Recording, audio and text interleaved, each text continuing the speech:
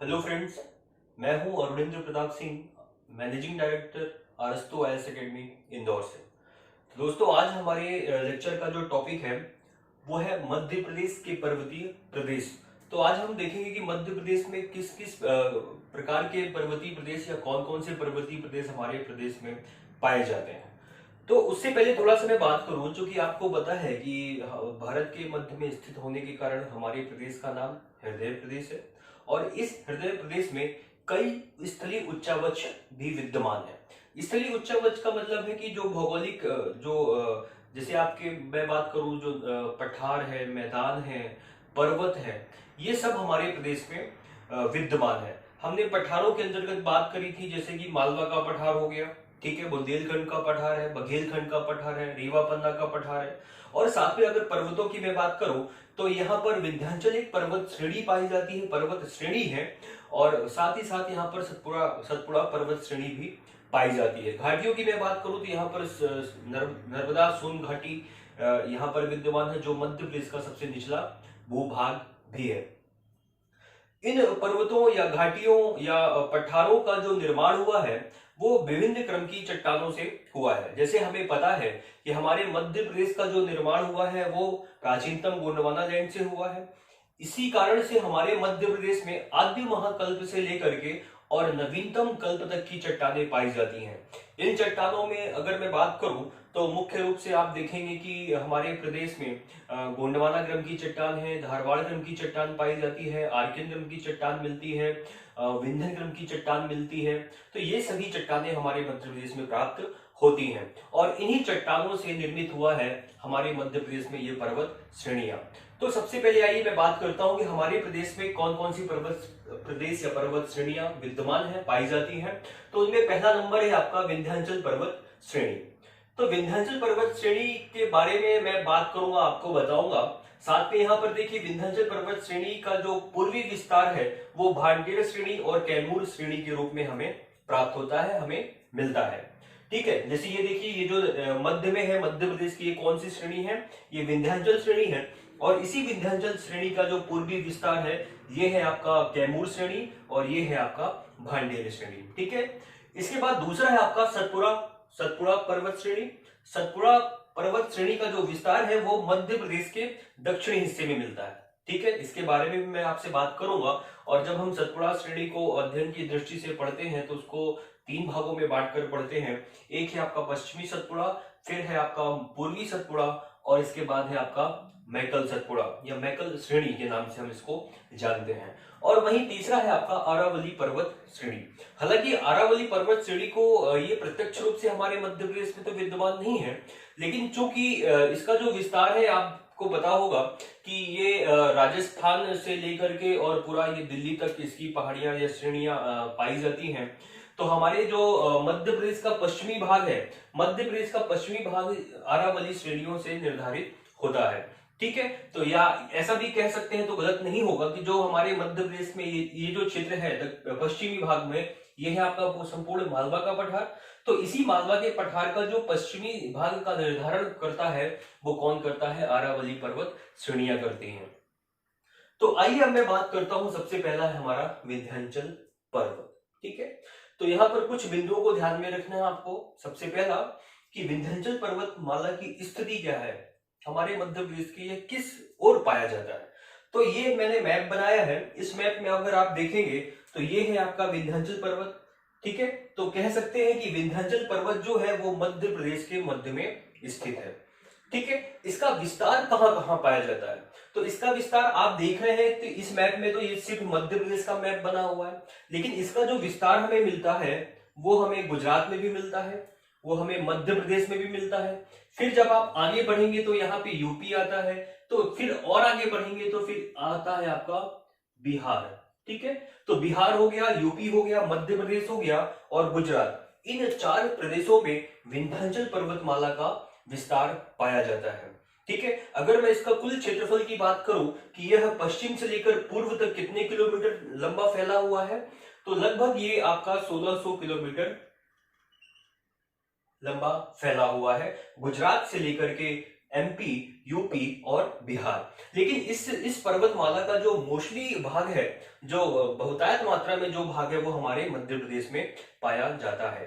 ठीक है दोस्तों, अब थोड़ा सा मैं बात करूं कि ये जो विंध्याचल पर्वतमाला है, ठीक है, आपने कभी, अगर आप लोग जैसे कि जाना बाव का नाम सुना होगा आपने, जाना बाव की पहाड़ियां, ये मैं आपको दिखाना चाह रहा हूं कि वैसे तो हमें एक सीरीज तो दिखती नहीं है, लेकिन पहाड़ी पहाड़ी को अगर आप कनेक्ट कर लोगे तो निश्चित रूप से आप विंध्याचल पर्वतमाला की स्थिति को समझ पाएंगे। जैसे आपने जाना पाव का नाम सुना होगा, जो कि महू में है, एक पहाड़ी है। इसके बाद आपने काकड़ी बर्डी का नाम सुना होगा, जहां से आपकी चंबल नदी निकलती है, ये इंदौर में ही स्थित है। फिर थोड़ा सा आप आगे बढ़िए तो देवास जब आप पहुंचते हैं तो देवास में जो चामुंडा माता का मंदिर है, तो वहां पर जो पहाड़ी है, उस पहाड़ी को आप कनेक्ट करिए। फिर थोड़ा सा आगे बढ़िए तो भोपाल, आपको पता है कि हमारा जो भोपाल है वो भी 5 पहाड़ियों में बसा हुआ है। ठीक है, इसके बाद थोड़ा सा और आगे जाएंगे तो आपको सागर मिलेगा, दतिया मिलेगा। फिर ये जो श्रेणियां दिख रही है ना आपको, ये क्या है, पूरी की पूरी ये विंध्याचल पर्वत श्रेणियां हैं। और जब हम इन्हीं श्रेणियों की बात करते हैं आगे विंध्याचल पर्वतमाला की का पूर्वी विस्तार, तो हमें भांडेर श्रेणी और कैमूर श्रेणी के रूप में दिखलाई पड़ता है। ठीक है, एक बात और दोस्तों, कि ऐसा भी आप कह सकते हैं कि अगर मैं इसकी विशेषताओं की बात करूं कि विंध्याचल पर्वत जो श्रेणी है उसका निर्माण किस प्रकार हुआ है, तो चूंकि हमने पढ़ा है कि विंध्याचल पर्वत श्रेणी का जो निर्माण हुआ है वो विंध्य क्रम की चट्टानों से हुआ है। ठीक है, विंध्य क्रम की चट्टानों से हुआ है, इसलिए यहाँ पर जो प्रमुख रूप से खनिज मिलते हैं वो आपको अधात्विक खनिज मिलते हैं। अधात्विक खनिज कहने का मतलब है कि जैसे चूना पत्थर हो गया, डोलोमाइट हो गया, आपका जिप्सम हो गया, आपका गेरू हो गया, ये प्रमुख जो है खनिज इसी विंध्याचल श्रेणी से हमें अधात्विक खनिज के रूप में प्राप्त होते हैं। ठीक है, तो लाल बलुआ पत्थर भी हमें यहीं से प्राप्त होता है। लाल बलुआ पत्थर एक बहुत इंपॉर्टेंट है, जिसका रंग लाल होता है, और इसी विंध्याचल पर्वतमाला से प्राप्त लाल बलुआ पत्थर के द्वारा ही हमारे भारत में कई ऐतिहासिक भवनों या इमारतों का निर्माण हुआ है। अगर मैं बात करूं तो जैसे ग्वालियर का जो किला हो गया आपका, इसके बाद मैं बात करूं आपका तो दिल्ली का लाल किला हो गया, कुतुब मीनार हो गया। तो ये जो लाल पत्थर के आप स्मारक देखते हैं, इमारत देखते हैं, भवन देखते हैं, ये सारे के सारे इसी विंध्याचल पर्वत से लिए गए पत्थरों से ही निर्मित है।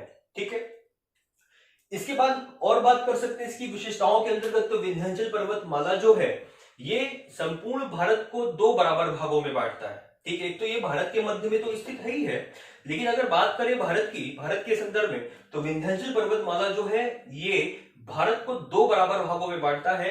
इसके उत्तर का जो भाग है ये उत्तरी भारत कहलाता है, और इसके दक्षिण का जो भारत है वो दक्षिणी भारत में विभाजित करता है। दोस्तों, विंध्याचल पर्वतमाला का जो निर्माण हुआ है वो हिमालय से भी पुराना है। ठीक है, और वर्तमान स्वरूप में आज ये हमें एक अवशिष्ट पर्वत के रूप में दिखलाई पड़ता है। ठीक है, अवशिष्ट पर्वत मतलब ऐसा पर्वत जो समझ सकते हैं कि जो बूढ़ा हो गया हो। सिंपल भाषा में मैं बात करूं तो अवशिष्ट का मतलब ये है कि प्रारंभ में तो कोई पर्वत श्रृंखला ऐसे रहती है, लेकिन कालांतर में इसका अपरदन अपक्षय होते होते इसकी जो ऊंचाई है वो बहुत कम रह जाती है, और इसका जो ऊपरी भाग है वो पठारी नुमा हो जाता है। ठीक है, इसके बाद इस विंध्याचल पर्वतमाला का जो हमें ढाल मिलता है दोस्तों, वो हमें उत्तर दिशा की ओर मिलता है। ये हमें कैसे पता लगा कि विंध्याचल पर्वतमाला का जो ढलान है वो उत्तर दिशा की ओर है? क्योंकि यहां से जितनी भी नदियां निकलती हैं उनका जो बहाव क्षेत्र है, जो प्रवाह क्षेत्र है, वो किस ओर होता है? वो उत्तर की ओर होता है। यहां से जितनी भी नदियां, चाहे वो चंबल देख रहे हो आप, चाहे वो काली सिंध हो, पार्वती हो, सिंध हो, बेतवा नदी हो, जितनी भी नदियां देखेंगे आप, उनका बहाव, उनका प्रवाह क्षेत्र किस ओर होता है? उत्तर की ओर। तो नदियों के प्रवाह दिशा की को देख करके आप ये बता सकते हैं कि इस पर्वत श्रृंखला का जो ढाल मिलेगा आपको वो किस ओर होगा। ठीक है दोस्तों, तो उत्तर की ओर ढाल मिलता है, जबकि दक्षिण की ओर जो है तो वो खड़ी ढलान है उसकी। इसके बाद इसी विंध्याचल पर्वत श्रेणी का जो विस्तार मैंने नाम लिया, एक है आपका कैमूर श्रेणी और दूसरा है आपका भांडेर श्रेणी। ठीक है, भांडेर श्रेणी का जो फैलाव मिलता है आपको वो मोस्टली आपको जो आपका दमोह हो गया, दमोह के बाद आप छतरपुर जाते हैं, पन्ना जाते हैं। ठीक है, तो इन जिलों में आपको भांडेर श्रेणी का विस्तार मिलता है। और इसी भांडेर श्रेणी की जो सबसे ऊंची चोटी है वो है आपकी सिद्ध बाबा, जिसकी कुल ऊंचाई है 1172 मीटर। ठीक है दोस्तों, इसके बाद मैं बात करूं तो कैमूर श्रेणी की। कैमूर श्रेणी का जो विस्तार है वो मेनली आपका कटनी हो गया, सतना हो गया, रीवा हो गया। ठीक है, इन जिलों में, मध्य प्रदेश के इन जिलों में कैमूर श्रेणी का विस्तार हमें मिलता है। अब कैमूर श्रेणी का भी निर्माण मोस्टली ये विंध्य क्रम की चट्टानों से हुआ है। ठीक है, इसके बाद मैं बात करूं तो कैमूर श्रेणी के अंतर्गत यहां से जो निकलने वाली प्रमुख नदियां हैं वो केन नदी है और टोन्स नदी है। केन नदी कटनी के पारसवाड़ा कटनी से निकलती है, कैमूर पर्वत से, जबकि जो टोन्स है वो सतना जिले से प्रवाहित होती है। ठीक है, इसके बाद बात करूं तो आपने जैसे मैहर में शारदा माता का मंदिर देखा होगा, वो भी एक पहाड़ी में ऊपर स्थित है वो। ठीक है, इसके बाद आप चित्रकूट देखा होगा आपने, चित्रकूट में कामतगिरी जो पर्वत है जिसकी हम सब परिक्रमा करने के लिए जाते हैं वहां पर। तो ये सब सारी जो आपको चोटियां दिखेंगी ये मेनली किस विंध्याचल पर्वतमाला का ही पूरी विस्तार है, जिसे आप कैमूर श्रेणी का आप हिस्सा जो है वो मान सकते हैं। इसके बाद इनका विस्तार जो है उत्तर प्रदेश में भी मिलता है और हमें मिलता कहां तक है, बिहार तक मिलता है। ठीक है दोस्तों, तो ये तो था आपका विंध्याचल पर्वतमाला, और इसके बाद हम बात करते हैं सतपुड़ा पर्वत श्रेणी की। चलिए, तो अब बात करते हैं हम सतपुड़ा पर्वत श्रेणी की। तो ये जो डायग्राम ये मध्य प्रदेश का आप देख रहे हैं, और जो ये रेड कलर से यहाँ पर मैंने ड्रॉ किया हुआ है, ये किसको डिनोट कर रहा है, आपके सतपुड़ा पर्वत श्रेणी को। अगर मैं संपूर्ण सतपुड़ा पर्वत श्रेणी की मैं बात करूं तो इसका जो स्थिति है वो स्थिति की मैं बात करूं तो सिंपल वे में मैं बता सकता हूं कि मध्य प्रदेश के दक्षिणी भाग में पाई जाती है। और थोड़ा सा डिटेलिंग में जाऊं तो आप कह सकते हैं कि यह जो सतपुड़ा पर्वत श्रेणी है ये नर्मदा घाटी के दक्षिण में है। और थोड़ा सा डेप्थ में जाएंगे तो आप पाएंगे कि चूंकि ये सतपुड़ा पर्वत के दक्षिण से प्रवाहित होती है आपकी ताप्ती नदी। ठीक है, तो ताप्ती नदी घाटी और जो नर्मदा नदी घाटी है, इन दोनों नदी घाटियों के बीच में कौन सी पर्वत श्रृंखला स्थापित है, तो वो है आपकी सतपुड़ा पर्वत। ये दोस्तों क्वेश्चन पूछा जाता है कि या तो इनके बारे में पूछेगा, ठीक है, कि जो सतपुड़ा पर्वत श्रेणी है वो किन नदियों के मध्य में स्थित है, या कभी पूछ ले कि ताप्ती नदी के उत्तर में कौन सी पर्वत श्रेणी है तो आपको पता होना चाहिए सतपुड़ा, या पूछ ले कि नर्मदा नदी घाटी के दक्षिण में कौन सी पर्वत श्रेणी है तो पता होना चाहिए सतपुड़ा। ठीक है, अब ये आपको पता चल गया कि ये स्थित है कहां पे। ठीक है, तो नर्मदा नदी के दक्षिण में। तो इसका जो विस्तार हमें मिलता है वो संपूर्ण मध्य प्रदेश में तो हमें मिलता ही है नर्मदा नदी के समानांतर, लेकिन अगर मैं पूछूं आपसे कि इसका जो फैलाव है वो किन किन राज्यों में हमें देखने मिलता है, तो दोस्तों इसका जो फैलाव हमें मिलता है वो मेनली हमें गुजरात में मिलता है। ठीक है, फिर इधर आप थोड़ा सा साउथ में चले जाएंगे तो हमें महाराष्ट्र में मिलता है, हमें मध्य प्रदेश में भी मिलता है, और इसका विस्तार हमें कहाँ मिलता है, छत्तीसगढ़ में भी। ठीक है, तो 4 राज्यों में ये सतपुड़ा पर्वत श्रेणी का विस्तार पाया जाता है। लेकिन इन 4 राज्यों में भी मैं बात करूं कि सर्वाधिक किस राज्य में मिलता है, तो वो है आपका मध्य प्रदेश। ठीक है, इसका जो कुल क्षेत्रफल, अगर मैं लंबाई की बात करूं कि सतपुड़ा पर्वत श्रेणी की कुल लंबाई कितनी पाई जाती है गुजरात से लेकर के और छत्तीसगढ़ के बीच, तो लगभग इसका जो हमें लंबाई मिलती है वो लगभग 1200 किलोमीटर, 1200 किलोमीटर हमें मिलती है। ठीक है, अब दोस्तों बात ये आती है कि ये जो सतपुड़ा पर्वत श्रृंखला है, ठीक है, अब इसकी खास विशेषताएं, तो विशेषताओं को हम पढ़ेंगे, लेकिन अध्ययन की सुविधा की दृष्टि से चूंकि सतपुड़ा पर्वत श्रेणी जो है ये एक बहुत बड़ी पर्वत श्रेणी है, और इसको अध्ययन की सुविधा से हमने 3 भागों में बांटकर हम इसको पढ़ते हैं। ठीक है, एक है आपका पश्चिमी सतपुड़ा। पश्चिमी सतपुड़ा मैं थोड़ा सा ड्रॉ कर दूं, ये जो है पूरा भाग जो कि पश्चिमी ओर है, ठीक है, तो इसको हमने नाम दिया था पश्चिमी सतपुड़ा। ठीक है, इसके बाद जो ये मध्य में आपको दिख रही है इसको हमने नाम दिया पूर्वी सतपुड़ा, और ये जो अर्धचंद्राकार आकृति में आपको दिख रही है मध्य प्रदेश के उत्तर पूर्व में, दक्षिण पूर्व में, ये है आपकी मैकल श्रेणी। ठीक है, अब मैं बात करता हूं सतपुड़ा, पश्चिमी सतपुड़ा की, कि पश्चिमी सतपुड़ा का जो प्रारंभ है वो कहां से लेकर कहां तक होता है और इसकी कुछ खास विशेषताएं। तो दोस्तों पश्चिमी सतपुड़ा का जो प्रारंभ है वो आपके गुजरात के से चालू हो जाता है। और गुजरात में ये जो सतपुड़ा श्रेणी है, जो कि सतपुड़ा हम मध्य प्रदेश में इसको नाम देते हैं, ठीक है। तो गुजरात में अगर मैं बोलूं कि गुजरात में इसे किस नाम से जाना जाता है, तो गुजरात में इसे जाना जाता है किस नाम से, राजपीपला, ठीक है। राजपीपला की श्रेणियां कहां से प्रारंभ हो जाती हैं, गुजरात से, और कहां तक होती हैं, ये पूरा आपके मध्य प्रदेश के बुरहानपुर जो जिला है, बुरहानपुर जिले में एक दर्रा स्थित है जिसको हम नाम देते हैं बुरहानपुर दर्रा।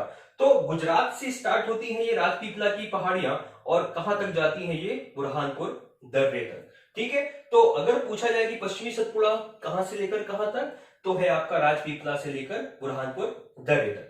अब ऐसा नहीं है कि ये सिर्फ एक ही पहाड़ी है राजपीपला, इसके अंतर्गत 5 पहाड़ियों को शामिल किया जाता है। जैसे कि राजपीपला हो गई, आपकी ग्वालीगढ़ हो गई, ग्वालीगढ़ की जो पहाड़ियां हैं इनका विस्तार हमें महाराष्ट्र में देखने मिलता है। अगर महाराष्ट्र में सतपुड़ा को किस नाम से जाना जाता है, तो वो नाम मिलता हमें ग्वालीगढ़ की पहाड़ियां, ठीक है। तो राजपीपला की पहाड़ियां, ग्वालीगढ़ की पहाड़ियां, बड़वानी पहाड़ियां, अखरानी पहाड़ियां, आसिरगढ़ की पहाड़ियां, ये 5 पहाड़ियां हमें जो है पश्चिमी सतपुड़ा में देखने मिलती हैं, ठीक है। इसके बाद ये जो सतपुड़ा है, ये जो कि आपको पता है कि इसका जो निर्माण हुआ, ये जो है तो काली मिट्टी से हुआ है, जो कि इस संपूर्ण क्षेत्र में जो है तो दक्कन ट्रैप की बेसाल चट्टानें मिलती हैं। उस क्रम में यहाँ पर जो मृदा मिलती है आपको, वो काली मिट्टी मिलती है। काली मिट्टी होने के कारण इस क्षेत्र में आपको जो है तो सागौन के वन मिलते हैं।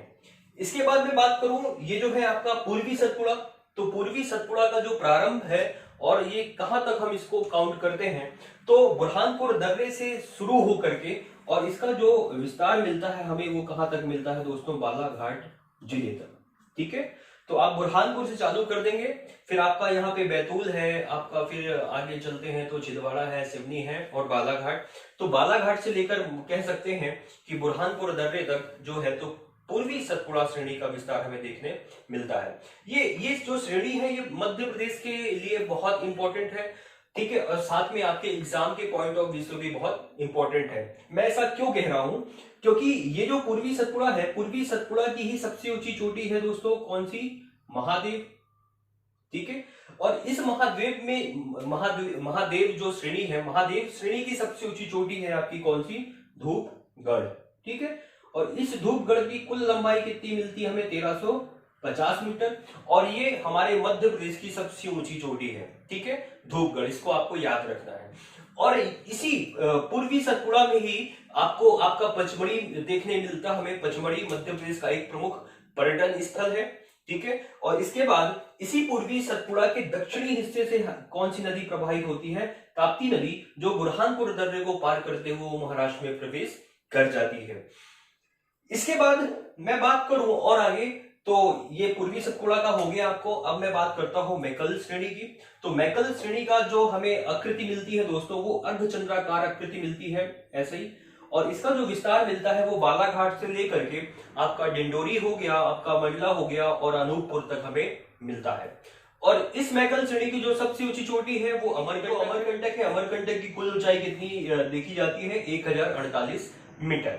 इसके बाद मैं बात करूं, ये जो अमरकंटक है ये बड़ा एक पर्यटन स्थल भी है। क्यों, क्योंकि अमरकंटक ही मध्य प्रदेश का एक ऐसा स्थान है जो अनूपपुर जिले में पड़ता है। यहां से 3 प्रमुख नदियों का प्रवाह होता है। एक तो आपकी हो गई जो कि पश्चिम दिशा की ओर बहती है, वो है आपकी नर्मदा। एक है आपकी सोन नदी, जो कि सीधे जाकर के और बिहार में गंगा से मिल जाती है, ठीक है। और तीसरी है आपकी यहीं से निकलने वाली है आपकी जोहिला नदी, जो जोहिला नदी जो सोन नदी की सहायक नदी है। मतलब कि जोहिला निकलती तो अमरकंटक से है, लेकिन वो मिलती किसमें है, जाकर सोन नदी में, ठीक है दोस्तों। तो ये जो अमरकंटक है ये बड़ा ही प्रसिद्ध तीर्थ स्थल भी है। अब हम इसके बाद, चूंकि इसका जो निर्माण है वो मोस्टली वो आपकी ग्रेनाइट व नीस की चट्टानों से होता है। और इसके बाद मैं बात करूं तो लगभग आपका मैकल श्रेणी, ठीक है। तो लगभग इतना ही आपको यहाँ पर देखना है। अब मैं इसके बाद बात करूं अरावली पर्वत श्रेणी की। तो अरावली पर्वत श्रेणी के बारे में मैंने आपको पहले ही बात बताई कि वो हमारे मध्य प्रदेश को प्रत्यक्ष रूप से तो प्रभावित नहीं करता, लेकिन अप्रत्यक्ष रूप से हम इसको मध्य प्रदेश पे देख करके पढ़ सकते हैं। ये जो पश्चिमी मालवा का पठार है, पश्चिमी मालवा के पठार का जो निर्धारण करता है वो अरावली पर्वत ही करता है, और अरावली पर्वत की जो सबसे ऊंची चोटी है वो है आपकी गुरु शिखर। गुरु शिखर जिसकी कुल ऊंचाई कितनी मिलती है हमें, 1722 मीटर की। ठीक है, और यहीं पर हमें माउंट आबू जो एक प्रसिद्ध पर्यटन स्थल है, तो बस आपको लिए जो है, तो आपके लिए जो मध्य प्रदेश के पर्वतीय प्रदेश है, बस आपको विंध्याचल और सतपुड़ा के बारे में ही मेनली करना है यहाँ पर। और जो इनके तथ्य हैं, जो फैक्ट हैं, वो आपको प्री के पॉइंट ऑफ व्यू से जो है तो ध्यान में रखना है। हो सकता है कि ये जो क्वेश्चन है आपका अब न्यू पैटर्न के हिसाब से आपका 5 मार्कर में पूछा जा सकता है। तो आपको बस ये जो आरेख बना करके या तो सीधा सीधा आप इस प्रकार से एक डायग्राम के माध्यम से अपना प्रेजेंटेशन वहां पर आप दे सकते हैं। ठीक है, तो एक चीज और थोड़ा सा याद रखिएगा, कैमूर श्रेणी के बारे में जो फैक्ट है वो ये है, जो कि यहाँ पर अब मैंने सोन नदी बताया, तो मैंने सोचा जब आपको मैं अमरकंटक के बारे में बताऊं, इसके बाद भी यदि मैं तथ्य बताऊं ताकि क्लियर हो सके। तो जो दोस्तों कैमूर जो श्रेणी है वो सोन नदी और साथ में यहाँ से जो प्रवाहित होती है आपकी यमुना नदी, इन दोनों नदियों के मध्य जो है वो जल विभाजक का कार्य करता है। तो ये जो क्वेश्चन है ये बड़ा इंपॉर्टेंट है, क्योंकि ये मध्य प्रदेश की प्रारंभिक परीक्षा में पूछा जा चुका है और आपको ध्यान में रखना है। ठीक है, तो ठीक है दोस्तों, तो हमारा ये जो टॉपिक है आज का वो कंप्लीट होता है।